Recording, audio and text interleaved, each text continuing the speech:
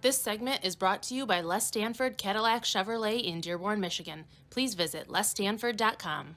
Hey everyone, welcome back into Inside the Pizza Oven. I'm your host, Fredi the Pizza Man. Today, joining me, head basketball coach, Greg Kampe. Hey buddy, how are you? Fred, how are you, man? Very good, very Good to be here. Thank you for having me. Anytime food's involved, you know I'm in. So. Well, we're gonna make you. This might get you some more recruits over here by making a pizza. They may see you say, "This guy makes pizza," but you do it all. Yeah. You're great, and you're actually the first show since the pandemic started. So, I mean, the elephant in the room.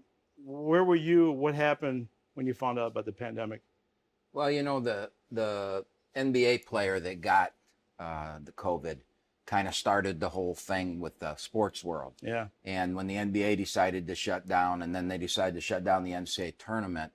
That was a kicker. Well, it's unbelievable because your whole life, everybody waits for March Madness, but so the governor of the state of Michigan put out a decree, and I have not been in my office since March 20th. I think it was March 16th or one of those dates, and you know, my whole world changed, as everybody's world changed, but I'm looking forward to getting back in the office pretty soon, I hope. I remember driving home, and, you know, when it hit me here when we were told to shut down the restaurant, you know, so the last customer was here, she left, and you didn't know what to think. But I remember driving home and listening to the radio station, and they said the NBA season was canceled. I think it was the first thing I heard. I'm like, you got to be kidding. And then Tom Hanks came out, and I'm like, wow. And then the next day, or maybe it was the same day, when they shut down March Madness, I thought, this is real, because the March Madness is huge. I mean, you've been with Oakland University for 34 years. You've been part of that, you know, a few times. Yeah. So, I mean, the amount of money, the amount that they lost, and it's, you know, money is not the most important thing, but, I mean, the schools have to survive because of the money. But the seniors, like Cassius Winston from Michigan State, it was his last shot, and I'm just picking him because he's a local guy. There was many guys. That was his last shot to be in the tournament. Yeah, and if you really step back and look at it, I mean, money drives the world. I know. So I know. as You're you right. said, when they shut the NCAA tournament down, you knew this is a serious deal. I think a lot of people were like, "What are we doing? Why are they doing this and that?" But as it's grown and gotten worse, and the death toll is raised, I think that we've all stepped back and realized that, you know, this is something we'll never see in our lives again, we hope, and something we never expected to see in our lives. And so many people have been affected by it in different ways. The guys like Cassius Winston that didn't get the opportunity, but think about people like you that, you know, whose businesses, I mean, I've gone out and tried to support as many local businesses as I can because I know that, you know, your world is dependent on customers. And so it's just been a really weird and strange time. And I think everybody's got a story, and just like to listen to them and talk to people. And and I don't make light of the money, because when the school is not making money, I mean, any restaurant, hair salon, whatever, when the school is not making money, it trickles down from the top to all the way to the bottom. And even Oakland University, if they're not playing, the places around Oakland University, all the restaurants and the little shops, they're hurting. The ushers, and it's big. It's kind of woven together, you know. I mean, so many people. We take the sports world. So many people are involved in the sports world that in an ancillary way that you just don't even realize until something like this happens. From businesses to, you know, as you said, ushers and parking lots, parking attendants. I mean, everybody's been affected by it. And I just want to get back to normal as soon as we can, but I'm not sure that's happening. I don't know. And even these guys shooting, they haven't shot films in 3 months. You know, I heard the other day, a lot of the TV shows that we like to watch on TV are not even coming back for a while. So did they ever give a figure on how much the NCAA lost during March Madness alone? Well, they had insurance, but they didn't. The insurance only covered, you know, like I would say 20 to 25% of it. And so, you know, it's $1 billion industry. It's $1 billion tournament and everything, but multi-billion, I would assume. Oh yeah, and I know each school. I know what we lost. Oakland University lost, and it's hundreds of thousands of dollars. And there's 345 Division I schools. Yeah, and I know I did hear the other day, and there's a school in Texas, and I forgot the name, but they shut down their whole football program this year. No football being played. So and I forgot the name, but Well, you're going to see a lot of universities completely close. I know. Not just athletics, but the whole school, especially the small private schools and that. You know, Freddie, I got a son who's 23 years old who's trying to make it in LA as a musician. And since March, there's no work, Yeah. you know, because the bars aren't open, nobody's going to the entertainment industry. There's no concerts, there's nothing. And so he's been sitting out there in LA driving Grubhub, practicing it. But he's, you know, there's just so many things that we don't think about that it's just amazing. What kind of music does he play? Well, he is a rapper and a drummer. Okay. So he's trying to he went out there, you know, he went to the Berklee College of Music as a drummer, and that's probably what he's best at. But he's a guy who likes to be in the front. So, you know, he's trying to make it as a rapper too. Maybe he'll be the next Eminem. What's his name? Kampe. Press Kampe. Oh yeah. Hey, we could put a shout out. You can go to his music. Absolutely. You know, I was so cool. It was so cool because I was playing one of his songs, and somebody took their phone, and there's some kind of app on a phone and it says that's Press Kampe and the name of the song and everything. So I was like, wow. Oh, maybe he's a little bigger than I thought. No, that's good. That's good. Well, listen, let's do something completely different. All right. And you brought up insurance companies. It made me think, well, how do all these insurance companies gonna get their money back? I mean, think about it. Do this, insurance companies, what they're paying out because you Right. brought up because the NCAA. Right. Where are they gonna get all this money back? It's gonna be us eventually, right? Yeah. All right, let's make a pizza. Let's. We don't want. We're gonna. You could just like this. Again, I was telling you off camera that any recruits that are watching Coach Kampe, first of all, it's a great university. The arena's great. I was actually there when you opened up the blacktop. Oh, really? Yeah. Oh, I remember that. Yeah, I remember. Yeah, I was there. Yeah. So that was cool. It was UOD, wasn't it? I don't remember the game, but I know what Some reason I believe, and now I'm selling, but I believe that Cool. our game day atmosphere in the arena is as good as there is in No, major it's great. basketball. It's Yeah. great. And what do you call where the kids are? Where the kids sit. You call it. There's a specific Oh, the name. Grizz Gang. The Grizz Gang. Yeah. There you go. Yep. There you go. The Grizz Gang, and they're fantastic. That's where our students are. So I want this thin, right? Yours is. Well, you gotta understand. I've been making pizza 39 years, so you wanna. Actually, I've been making pizza long. Well, how long you been coaching? I've coached for 42 years college basketball. This is my 38th at Oakland. All right, we're just gonna pop it in here, and then you can have your way with it. We're gonna put some sauce and cheese and pepperoni on it. And this guy has been coaching at Oakland University since 1984, right? 1984. You think about 1984. I was a 14-year-old kid. The Detroit Tigers won the World Series, and when I remember Herndon catching the ball, and I thought, man, we're gonna win a couple more World Championships. And it took us a while to get back there. But this Still week, haven't won one. no, this week, Fox 2, Sherry Margolis retired. She was there since 1984. Yeah, I'm not sure if you know her, but I've met her. Yes. but- 34 years. Long time. So now, before you got to Oakland University, I was reading up a little bit on you, and I believe you started at Bowling Green in Toledo, right? As an assistant or head coach? Well, I went to college. I played at Bowling Green, That's right. and then I got my first job was an assistant coach at the University of Toledo. That's all you. You make and- your own sauce? I make everything. I crush my own tomato and everything. I smell the garlic. I put fresh garlic in there with the olive oil and everything. So Well, we don't want to tell and give away your secrets, though, right? no, it's okay. We don't tell what we put in there. So I put just a little bit more. of course you can. Of course you can. I'm a saucy guy. There we go. We were talking tacos off camera before he even got here. So before you got to Oakland University, you grew up in the town of Defiance, Ohio. Now tell everybody, where's Defiance? Defiance is located, if you know where Toledo, Ohio is, and Fort Wayne, Indiana. Defiance is located halfway between Toledo and Fort Wayne. Okay. So it's right up there in northwest Ohio. I got some Italian sausage for you, fresh Italian sausage. I got pepperoni. Defiance, we always said it was the point guard capital of the world because Oh, we had good basketball back then, but we never had anybody over 6 foot. The whole time was. it seems like the last 20 years they've all sprouted, haven't they? You look Yeah. at those college basketball players. Before it was, I'm too young, but Will Chamberlain seemed like he was the tall guy, and everybody, Bill Russell, and everybody else was short. Now they're all 6'8", 6'9", 7 foot. So now in Ohio. I mean, you're in Michigan now. Now, I believe you told me your father played. Didn't your father play for Michigan? My father played on the 1947 National Football Champion University of Michigan team. Wow. And my brother played for Bo. Oh, I'm stealing all the. No, take it all.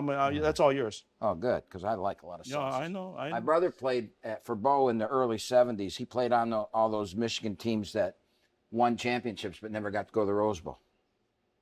So Dennis Franklin was his quarterback. Then his last year, Rick Leach was in. So Rick Leach was a god in Michigan. Oh yeah. Pepperoni? I'll throw a few on. Yeah, whatever you want. Now, did you grow up an Ohio State fan? Are you kidding me? An Ohio State fan? Well, no.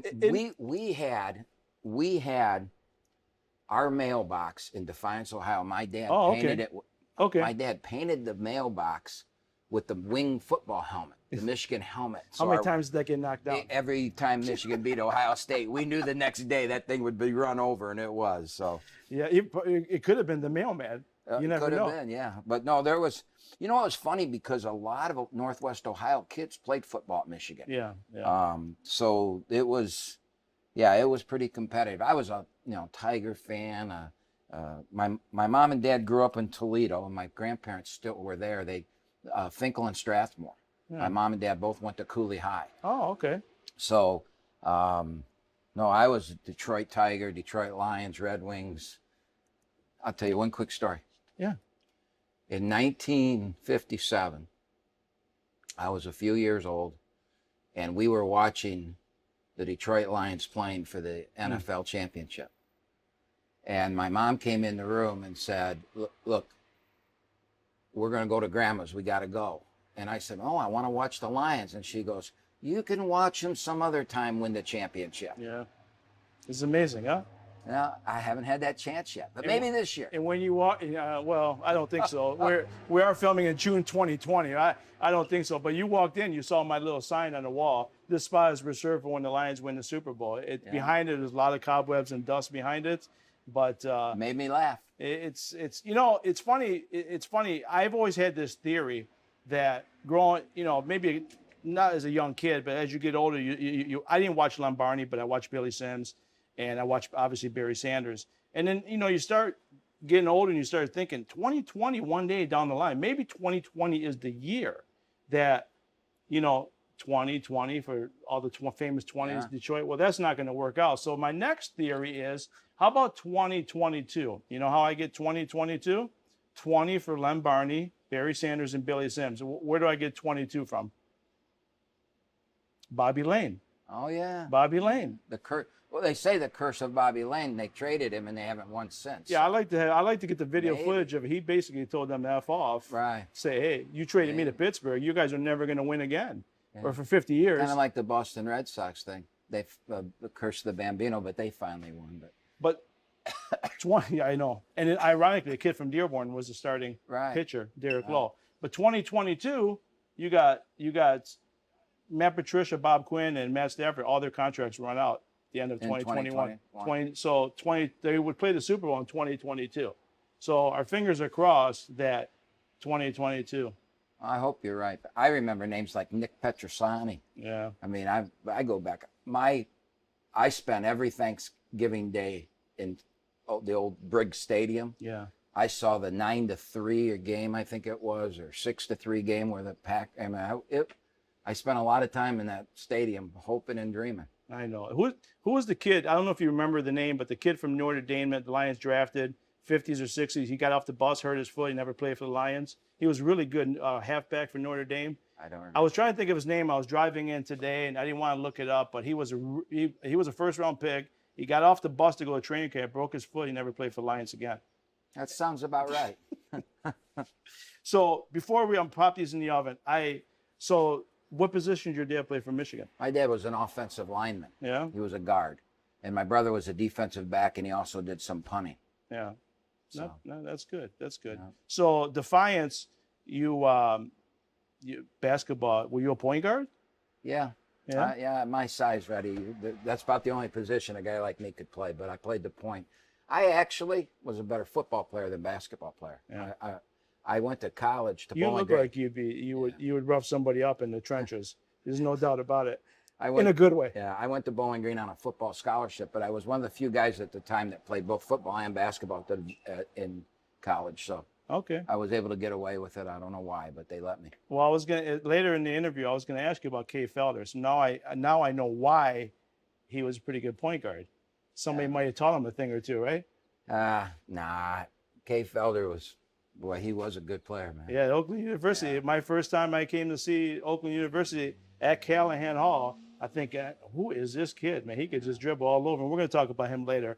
Okay. And definitely Oakland University. We're going to pop these in the oven right now. And then we're going to go sit down on the table. There we go.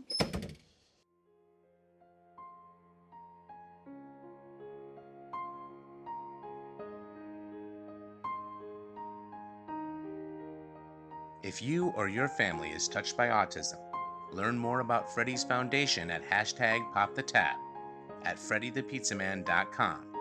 That's FREDI, thepizzaman.com, or email FrediThePizzaman@gmail.com.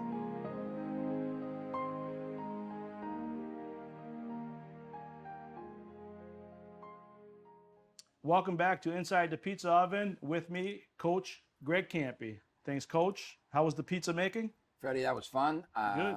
I like getting my hands involved like that. Not just putting toppings on, right? Yeah, we're going to get you back here at lunchtime one time. You'll be a guest pizza guy with me. Yeah. We'll get you there. I don't know, will the pizzas make it to the top before you eat them, or? Nah, you may lose some money that day if you do that. It's all right. It's all right. So we were talking about Defiance before we were making the pizza. Growing up, you said you played point guard and you played football for Bowling Green. So who are some of the guys you grew up watching come in any sport? It could have been basketball, football. Some of the guys that you idolized growing up. Well, probably my biggest hero, and back in that day, the athletes really were heroes. Yeah. I'm not so sure in this day and age we worship our athletes like we did back then, but it was a worship back then. And because they switched teams probably too much, right? Yeah, exactly. Switch teams. And I just think that back then there wasn't the social media. If you could get to a stadium and be in the stadium, that was so powerful. But Al Kaline was my guy. Yeah. And I grew up wanting to be Al Kaline. In football, Joe Willie Namath, just because he had the most improbable win ever in my lifetime, where he came out and said, I'm going to win the Super Bowl, and he did it. But Al Kaline was, just. We just lost it about April 6th during the pandemic. And I wanted to be Al Kaline. I'd go in my backyard with a wiffle ball and I'd play baseball by myself. And I always put myself. I batted in front of Kaline in the Tiger lineup because I wanted to protect him because I was going to be such a good hitter. Yeah. So it was Kampe, Kaline, and Willie Horton, and you play the games and it was kind of amazing that how lucky I was in life that late in life I got to know Al, and late in Al's life I got to know him. In the last 5 or 6 years, we ended up belonging to the same golf club together, and we spent a lot of time at lunch talking about athletics, and I would pick that man's brain. He's one of the smartest guys that I ever was around, and probably the nicest person, the nicest of all. I've been blessed in life to meet a lot of superstar people, and I would tell you that Al Kaline, far and away the nicest man I ever met. One other quick story. Yeah. So a couple years ago, I got sick, and how you feeling, by the way? I'm great. I'm great, but I got sick,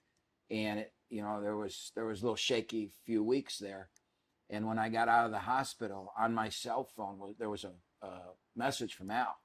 And it was a really heartfelt message. And so I took that message and I sent it to my brothers and sisters. And I was like, Al Kaline sent me this, because, my brothers and sisters, they also, Al was everybody's hero back then. And, it was like, Al Kaline left me a message. Yeah.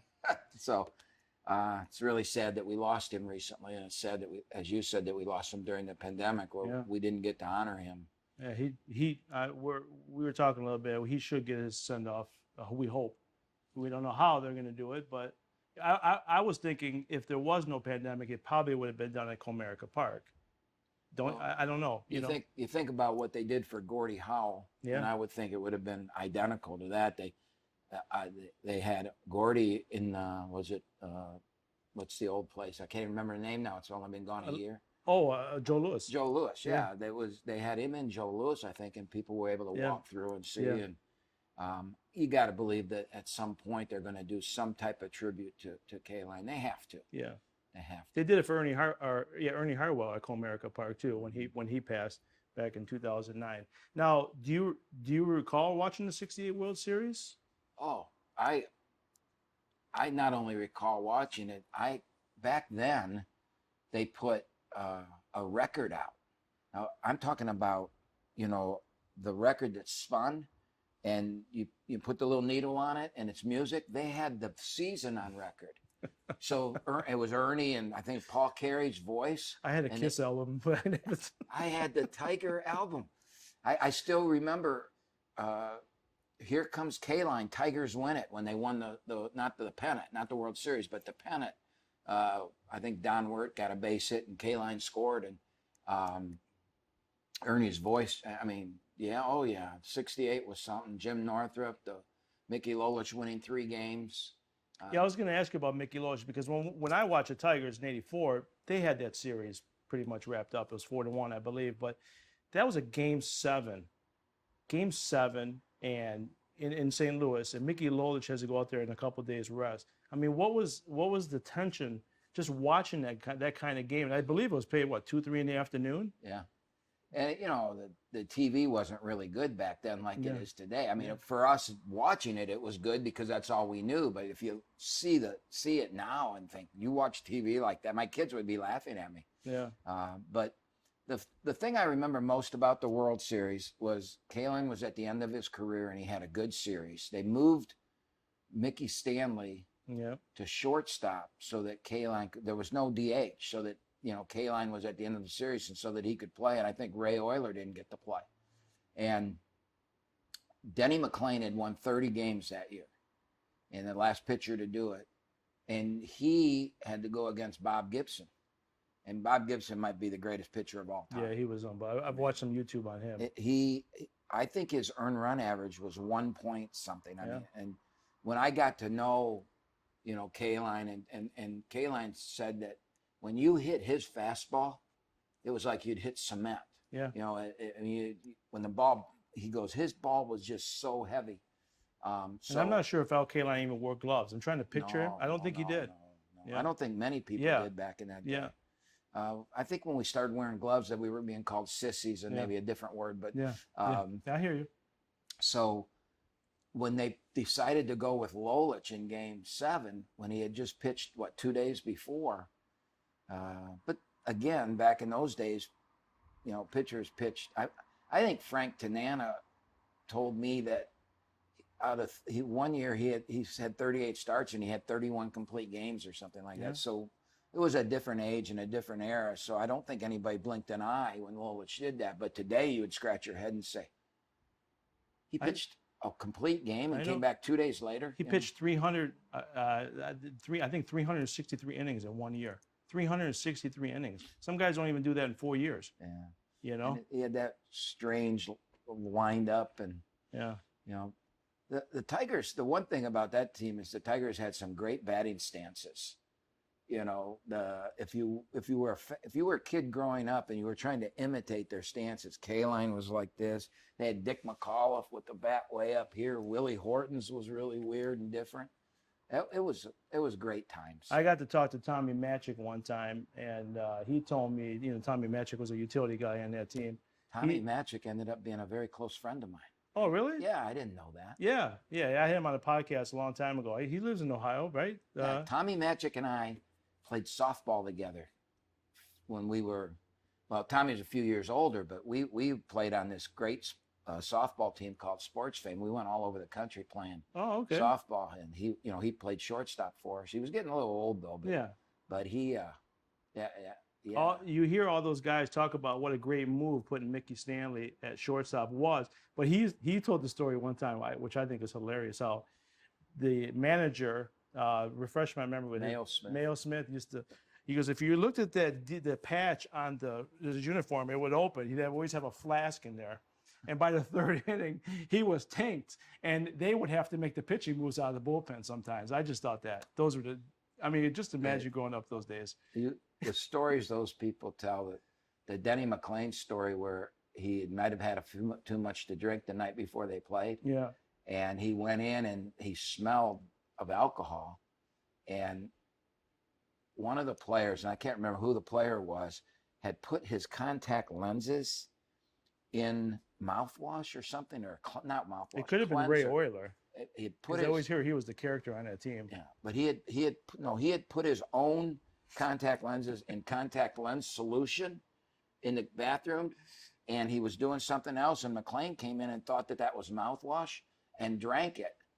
And so the guy lost his contact lenses. I mean, the stories those people tell about those days are unbelievable. Yeah, and the funny thing is those guys played all season long, then they went to go work in the off season because they had to support their families. Right. You know, they just wanted to play the game. Now, you brought up just before the 68 team, you were sick. You've told the story many times. You were out in Georgia on a recruiting trip. You're feeling well? You said you're feeling well? I feel great. You flew home. You weren't feeling well. You said you turned yellow. And you could tell the story. I mean, it's amazing that you're here. Yeah. So I had kidney stones, and I wouldn't wish that on my worst enemy. Yeah. And I was supposed to have them surgically removed because they wouldn't come out. And it was right in the middle of recruiting season. And I said, look, we got to wait 3 weeks because I'm going to be on the road. And so they got infected, and I was in a gym in Atlanta. And my assistant coach looked at me. I didn't feel good. I mean, he said, you're turning yellow. And so okay. So I decided, I was going to go back to the hotel room, and I went to the room, and I got violently sick. So I drove to the airport. I called my admin, and she got me a flight home. The flight ended up being delayed. So I'm laying in the fetal position on the ground of the Atlanta airport in a fetal position right by the tarmac there. Not one person said a word to me, Freddie. Oh, man. I mean, I laid like this for 3 hours, and not one person came up and said a word to me. Got on the plane. I went home. I got home, and it looked like I had just gotten out of a swimming pool. My hair was soaking, and my wife said to me, what's wrong? And I said, I don't feel good. She goes, well, we're going to the hospital. I go, no, I'm going to go get in our hot tub because I had the chills. And I'll feel better, and I'm just going to bed. And I went in the hot tub, and I got out of it, and I was still. So I knew something was wrong. So I went to the hospital. I ended up having 106 temperature, and I was septic, which they say over 101. I mean, you're people my age, like 80% of the people that get septic don't make it. They actually, a priest came in and I had some young doctor at 2 a.m, in the emergency room, saved my life they took all my clothes off and sat me in a shower and sprayed me with cold water. They got my temperature down from 106 to about 102, and I made it. And I'm very blessed, very lucky. And, what you're doing with autism, and I think that as we get older in life and things like that happens to us, we realize how important something like you're doing is, and that we give back, that it's so easy to accept things and take things in life. We all do it. And then at some point the light goes on, and as it has for you, that we got to give back. And what you're doing, and, you help so many people because of it. I'm trying to do that now in other ways too. And laying in that hospital room, knowing that you may not be here tomorrow, I think just turns the light on for you. You telling your story helps people. And I'll be honest with you. I told you before you came in, you're a guy I've always wanted to meet. I've always found you a fascinating guy, because you're just the old school guy. I think I'm that way. You're just an old school guy. You tell it like it is. You wear your heart on your sleeve, and that's the kind of person I like. And I remember, as my wife, she's a doctor, so I remember when that happened. I heard the story. I'm like, I felt it because I never met you, but I always wanted to meet you. And I said, I called my wife. I said, what's septic? What's going? I mean, is he gonna make it? You know? And she just kind of, No. she knew. You know? Nobody thought I was going to make Yeah. it. So I was So very, very you lucky. had a couple angels. Yeah. I mean, just think to be on an airplane that high of altitude. Who knows what could have happened there? You know? Well, they said if I would have gone to sleep, if I would have done what I said, if I would have gone to sleep, that I would never have woke up. Yeah. So, and many people pass from sepsis because they do go to sleep. And I thought the reason I came out, like everybody was saying to me afterwards, why did you become public with that? And, did you want sympathy? Why did you? And I said, no, because I want people to understand and know. When your body does that, you go to the hospital. Yeah. If I hadn't gone to the hospital, I wouldn't be here. Yeah. And I've heard many stories from people since it became public. Yeah. That I lost my brother. He went to sleep. He never woke up. I mean, you just, it's amazing the amount of people that have come forward and said, yeah, I've lost a loved one that way.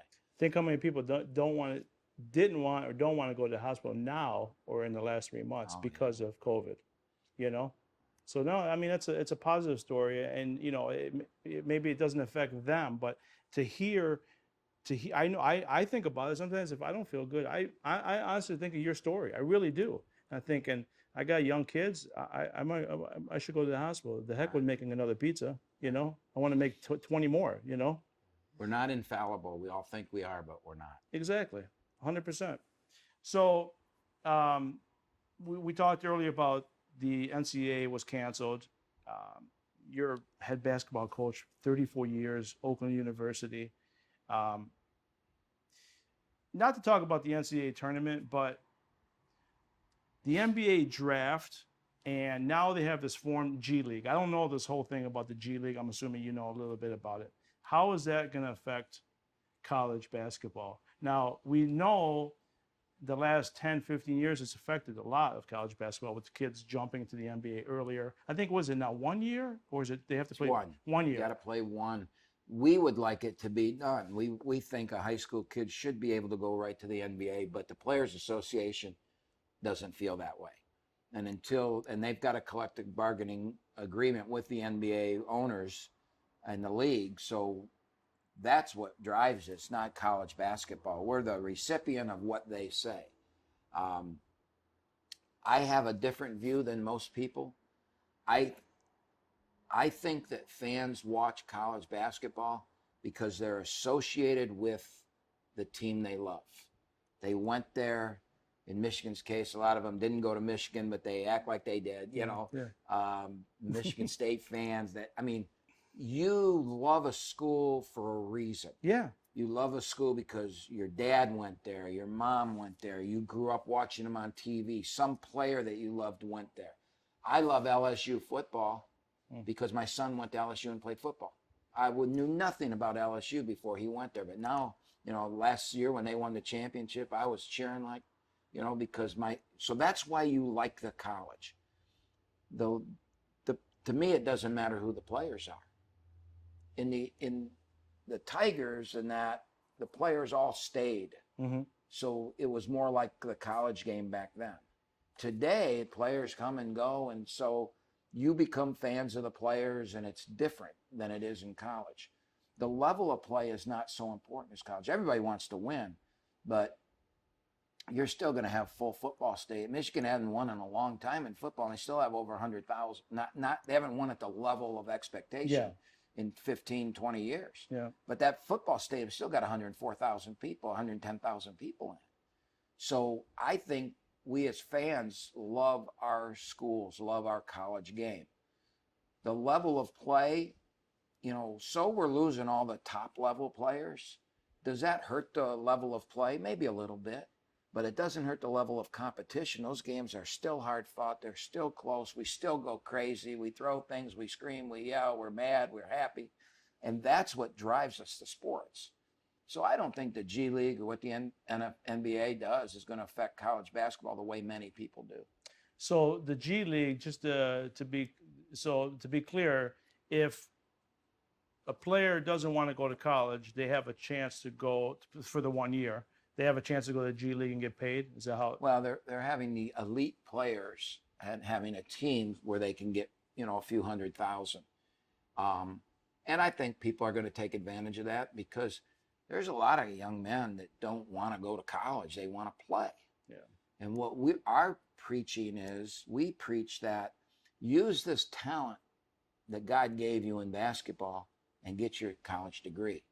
Because at 21 or 2, you may not think it's important, but at 35, you're going to. Yeah. And so we try and really preach and teach that, you know, I know that you're probably not that interested in, you know, you think you're going to be the first team all NBA and all that, but let's follow protocol, get our degree and use that. And I think there's way more people. It's less than 1% of the players that make it to the NBA. Yeah.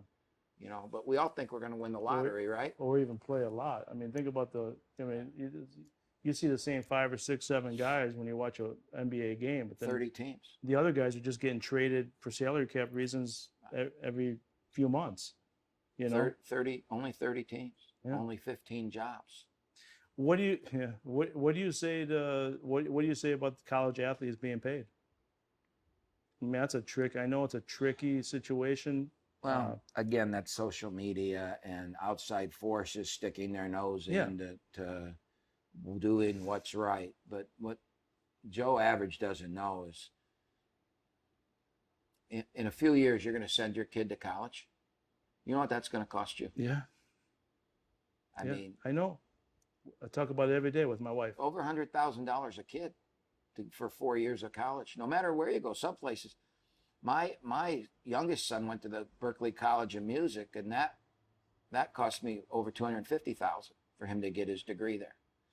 Okay, so this basketball player is paying zero, so they're already getting $250 or $150,000, whatever that school costs. Then we give each player what's called cost of attendance. So each one of our players gets, depending on the school, it's a little bit different, gets a check at the beginning of the semester for $1,000. Then if they don't have... But you don't hear that often. No, you don't no. you don't hear that. No, then if they have, you know, the federal government has a thing called Pell. And if you qualify for it, and many, many, many of our players qualify for the Pell, they'll get $5,000, $6,000 that is a government check to them to help them with college. We're already paying for their college, so they get to pocket that. They get more gear. I mean, our kids get more shoes, more shorts, more, you know, they get Food. travel expenses, food, extra food. You know, they get their stipend for whatever it is to eat, but we feed after every practice. We have a meal for our team. Yeah. You know, because we don't Big meal too. Yeah, because and the reason you do that is that the science shows that after a hard workout, you have to eat within 30 minutes. If you want to, you know, if you're trying to have peak performance, make your body the best your body can be so that you can perform at your highest level. After a hard workout, you have got to replenish your body within 30 minutes. Yeah. So as soon as our practices are over, we have food right there for them. And we're not unique in that. So if you think about all those things, they're getting paid, and they're getting paid pretty good. I'm in the corner that they shouldn't get paid. I've always felt that way. I don't know the insides like you do, but what I know is just what you kind of said is they are getting a free scholarship. I don't know what the percentage is. Like, we'll just stick to basketball. If you got 11 guys on the team, 12 guys on your team? We have 13 guys. scholarship players. What's the percentage of guys getting a full ride scholarship on that team? Is it every one of them? Everyone. Every one of them. At the Division I level. Oh, at the Division II level, they get partial scholarships in that. But at the Division I level, if you're a Division I basketball team, you have 13 scholarships, and you only can have 13 players. Okay. You can't divvy up the money between people. If you give a guy $1, you got to give him all dollars. So I'm in that corner as well too. They're getting a scholarship because I look at maybe a person like me or just another person. They have to send their kid. They're paying that whole scholarship. And let's say one of them is going to be a brain surgeon. Okay, just whatever you want. I'm going to use brain surgeon. Maybe they'll have a case. Well, why don't I get a full scholarship for that and get a check from this? And you know. So where do we draw the line? I don't know. Again, you're right. When you go to social media and you get your information from there, that's a bad thing to do. you know? Statistics show that a college graduate earns about $20,000 a year more than a non-college graduate. If you're in the workforce for 40 years, that's $800,000 more you're going to earn because you have a college degree, which is what we're helping the kid get. Yeah. So the one thing they issue, though, is the name and likeness. So I'm the quarterback at the University of Michigan, and I wear number 5. And out around the jersey, around the stadium, everybody's buying the number 5 jersey. People are saying that I should get some money for that because I'm the guy wearing number 5. And that's a good argument. Yeah. I would say, though, that Did that pass in California, by the way? yes, that was a law. And the NCAA is working on it. It's going to happen. We're just they're trying to put the parameters on it right now. They're trying to figure out how to make it work. I also believe, though, that you're going to sell Michigan jerseys. You know, I mean, I wore number 5 at Bowling Green. And 15 years later, 10, 12 years later, my kids were, you know, I took them to a Bowling Green football game, and one of the better players on Bowling Green was number 5. So they were selling number 5 jerseys. So I bought them all. I bought all 3 of them in number 5 jerseys. Oh, yeah, this is my jersey. They're selling my jersey. Oh, it wasn't for me, but, you know, they don't have the name on the back no, of it? No, I don't think you're allowed. I don't think we're allowed. I never thought of it that way. Level. I never thought of it that way. I don't think you'll ever see them selling a jersey with the kid's name on it. I don't think you're allowed to do that under NCAA rules. Okay. Yeah, I could be wrong on that. I never thought of it that way. That's yeah. I mean, but how far do you go with that? If how much a percentage do they get from? Because I think what people don't see as well is the expenses a university will have to pay the coach, pay the administrative, to put on to get the basketball court up and running. Everything that's involved. Where is that money coming from? It's coming from tuition, and you guys are giving tuitions. You want, lack of a better term, free to 13 players that are playing. That money's got to come from somewhere, and it's coming from other parents, right? Yeah, and they're going to open up this can of worms too. Is, let's say this player here, I'm recruiting him now. I can come to you and say, hey, Fredi, can you put him on one of your commercials and pay him $15,000? Yeah. And we can do that now because you know, Kay Felder. You know, we've got a great basketball team. We've got Kay Felder, who's going to be an NBA draft pick.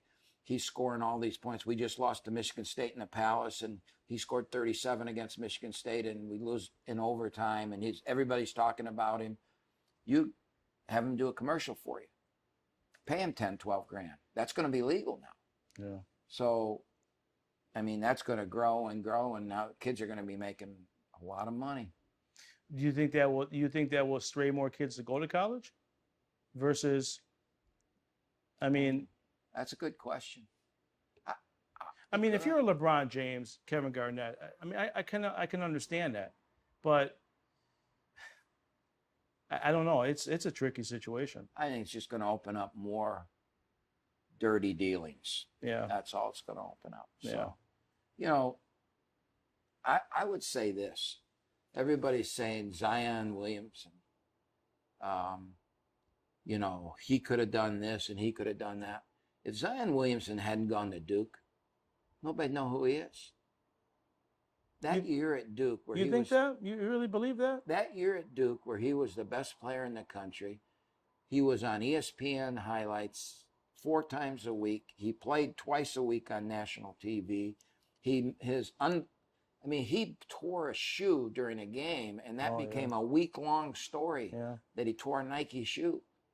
If he was playing in the G League as a first-year player out of high school, nobody'd know who he was. He signed a $80 or $90 million contract with Nike before he ever played a game in the NBA. Yeah.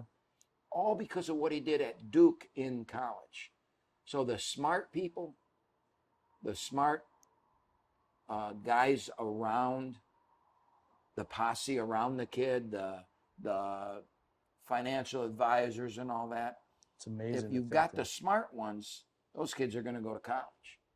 It's when the kid Yeah, they're getting free exposure. Right. That exposure that he got at Duke turned him into a multimillionaire. Do you think with the pandemic now, those contracts change for ESPN and Major League Baseball, NFL? Do you think they continue to be outrageous amounts of money, or do you think they eventually do go down because of the pandemic? Because we are going into 3 months without watching sports. Okay, now 1994 when baseball went on strike, in my opinion, more people missed baseball because there was nothing else on. Me, I love watching the DIY channel. I love watching the food channel. So if there's not a if there's not a game on, I mean, I watch Homes on Homes every day. I record that show. I'm addicted to guys building houses. So I'm with you on the food channel. yeah. So guys like me, are we gonna be really glued back to sports when they come back? I'm fascinated to see how contracts, what ESPN and Fox and all them pay these. I think that it's like the stock market. Yeah. I think that it's going to take a hit, and this has lasted a lot longer than anybody thought it was going to last. So the hit might be deeper, and it might go a little longer, but it'll come back. It's just like the stock market. That our world thrives on competition. Our world thrives on sporting events and being able to say I'm the best and cheering and so I believe it'll come back. When it does, I think you'll see the salaries go back up. But I do think that there's going to be a hit. I'm fascinated to watch baseball, especially baseball without fans. I am fascinated because, take the Tigers out of it. But, let's just say we get to the playoffs and there's no fans. I don't know if that's going to happen, but if we get to the playoffs, it's the Yankees, in the World Series, Yankees versus the Dodgers, and one guy hits a home run without fans. I don't know. When I watch, I love honestly, I love to see I like to watch the coach on the sideline get animated or whatever. I love it. That's why I always loved watching you. And I'm not saying you yell and scream, but I love how I yell and scream. Yeah, well, it's okay, but part of the deal. It needs it. We need it. But you get the fan interaction. That's big. It's huge. It's big for the announcers. It's huge to call a game, right? It's all a world that we don't know what it's going to look like, and my hope, as we said earlier, is just that it's over soon. Yeah. So we're gonna end it with some fun questions I want to ask you, but I want to talk a little bit about Oakland University. Again, you've been there since 1984, and maybe this is a tough question for you to answer, but do you have a favorite team, a year? Do you have a favorite player that, maybe not necessarily one player, but one player that just stuck out that, not calling out the other players, but I understand, but it's something that I never do, Freddie. It's like your children. Yeah. I've got those kids for 4 years, 2 years, 3 years, and they become family. And I've got so many great memories, so many good kids, so many great stories but I get asked all the time, who's the best this? Who was this? Yeah. And I refuse to answer that. I'm blessed and lucky to be around those kids. Do a lot of them still contact with you for advice or anything? And I would imagine there's a good percentage that need advice. Maybe don't have two parents, who knows, but they just want that. They look at you as a father figure. Yeah, the advice, some, a lot of, there's a handful of guys just stop by the office every now and then to say hi. I get texts and emails and, but a lot of them go on with their life. And then when something big happens, they, and I try and reach out with a mass email 2-3 times a year to all of them, just letting them know what's going on in the program. But yeah, there's quite a few young men that I keep in contact with. One of the big things has to be, we all think about X's and O's when it comes to a head coach, but the personalities, how many personalities you deal with every year. Just to take the 13 guys, number 1 could be completely different from number 13. And I think that's what makes you a great head coach, manager, whatever you want to call it. They come from all different walks of life. Yeah. All different financial levels, all different social levels. It's what makes my job so great, though. Yeah. So a few fun questions. I want to have a little fun toward the end of the conversation. When I say Portillo's, what's your reaction when I say? Now, They announced the Portillo's open here in Michigan. Yeah, there's one opening in Sterling Heights. So is it open or? No, it's just being built right now. So will you be the first in line? I'm gonna try to be. Yeah. I think It's one of those. I was there last year in Chicago, by the way. You know, it's that legend that grows. Yeah. You know, I mean, the first time I ever ate a big beef dip, it was like I was telling people it's the greatest thing I've ever eaten. And then now I mean, if I smell it and I'm 30 miles away, I go find one. I love everything about the place. I always have the same thing. I have a big beef dip, a Chicago hot dog, fries with cheese. Yeah. And it's just unbelievable. Now, if you could have it every day, I don't know. Yeah, I was gonna say, since you were sick, how are your eating habits different, or I've lost a lot of weight since those days, and I don't. eat half maybe? Yeah, it's not like I used to be. You know, I was eating my way out of everything. So I love to eat, though, Freddie. I know, me too. I always say, instead of going on a diet, just try to eat half of what you like, because you really can't deprive yourself. When I say Tom Izzo, what comes to your mind? Intense, genius, winner, good friend. Yeah. And John Beeline. Now Mr. Gadget. You play Michigan State every year. Yeah. So you obviously know Tom Izzo more. Yeah. Well, I know John pretty well too, Okay. but not. I mean, I don't have my friendship with Tom is unique in the business. You know, where my friendship with John was more like you with maybe you go to the pizza conventions and you meet 5 other guys and you start talking about how you do things. Perfectly So, but John is a technician. I mean, he's a guy that believes the game should be played in a certain way, and he's going to play it that way. What did you think when you went to Cleveland? I was shocked. I understood why, but I was shocked because he had a heck of a gig at Michigan, and the way he goes about and teaches, I never thought that would translate into the pro game, just because he is a detail guy, and you gotta dot every I and cross every T in his system. Old school guy. Yeah, and I just don't think that was going to work in that league. And it didn't. No. Didn't last long. You think there's any way of, you hear the whispers that maybe he left because of the shadows of Jim Harbaugh. Jim Harbaugh got out of the pub, and he was actually the guy winning there, taking teams to championships. I think that would be very shallow of John if it's true. Yeah. And I don't see John as that way. I don't either. Right. But, I mean, I wasn't. And I'm just a fan watching. Yeah. Right. But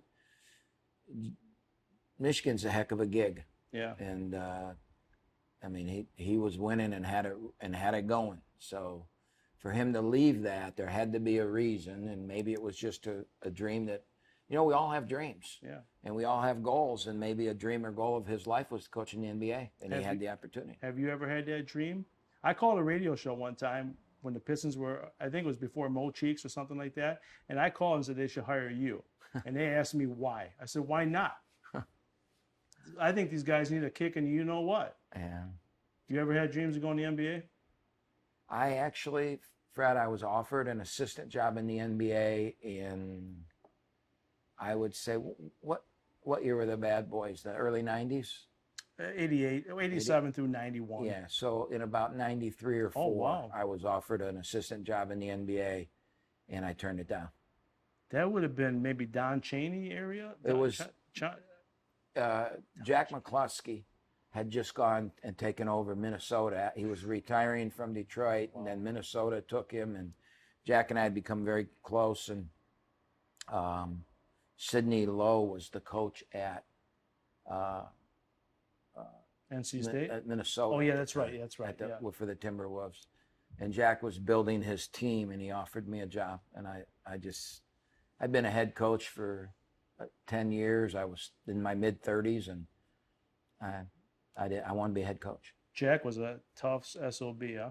Tough. I mean, you hear, I read stories, and he was a tough, and you wonder why that team was so tough the way they were. He was a good man. Yeah. A good man. You could have done this Jordan series that was out, you could have done a series like that for the bad boys, and you wouldn't have believed the similarities that were there. That So, might come out one day. You I never hope know. so. Yeah, it might I come hope- out one I hope day. so.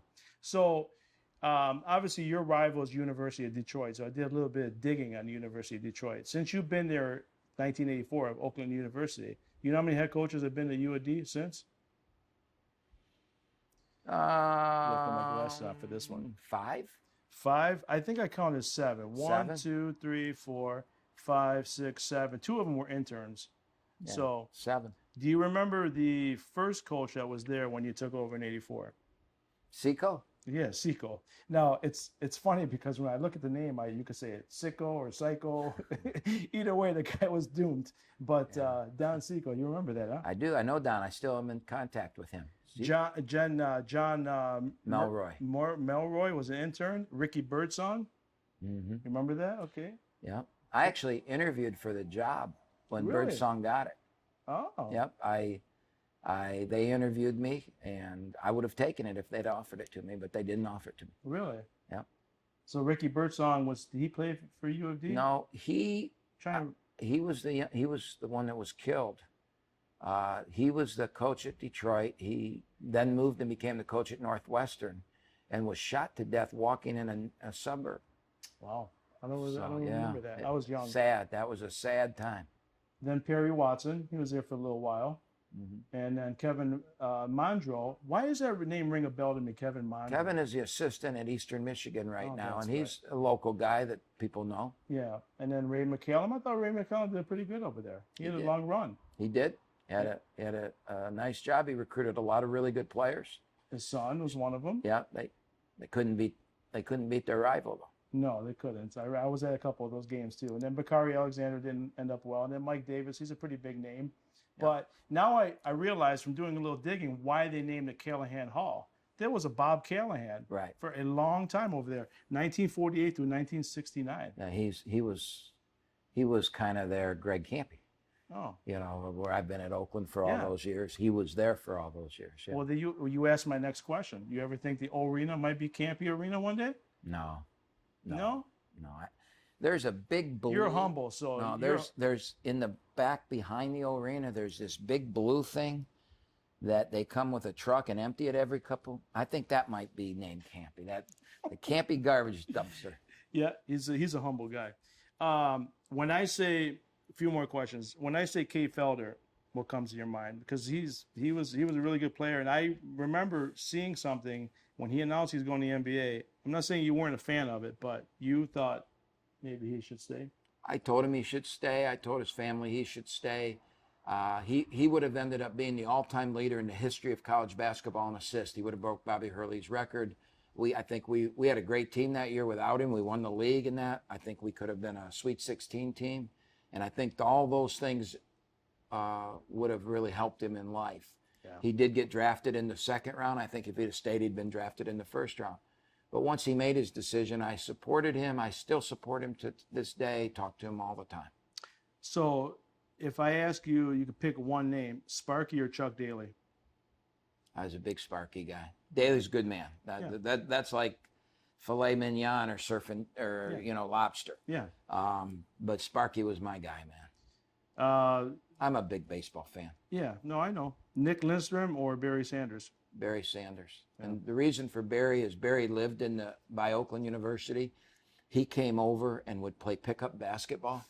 And we were always, when we were playing the game, we were always like, don't be the guy that hurts Barry Sanders, Yeah. But he was such a humble and nice person.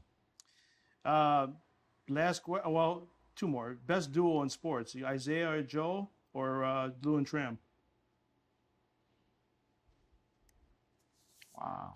I'm a baseball fan. I'll go with Lou and Tran. It's hard not to go with Lou and Tram. Right. It really is hard, even though. But Joe and Isaiah, 2 championships. Yeah, yeah. Last question: if you weren't basketball coach, what would you be doing? Well, Fredi, you may keep me from doing this, but I want to open a restaurant. Okay. But here's what I want to do. I want to have enough money that it's only going to be open on Sundays. Okay. I'm going to call it Sunday with the Fat Man. That's And then I'm just going to cook everything I like, and you walk in, you pay a cover charge to get in, and then you can eat all you want. Well, I can tell you from experience, when you do open a restaurant, you should open it that way. Don't open a restaurant to cater to everybody. You got to cater to you first, because if you don't, it won't do well. Because you have to shine in that restaurant, and whatever you do, you have to shine in it, and people will come. So I think it'll be a great success. That's why so many people come here, because this stuff's good here, man. Well, I'm open Sundays here, so you can. Yeah, we won't compete then. You could just take it over on Sundays. Oh, maybe I will. Yeah, Coach, thank you so much for coming out. I appreciate it. It was great meeting you.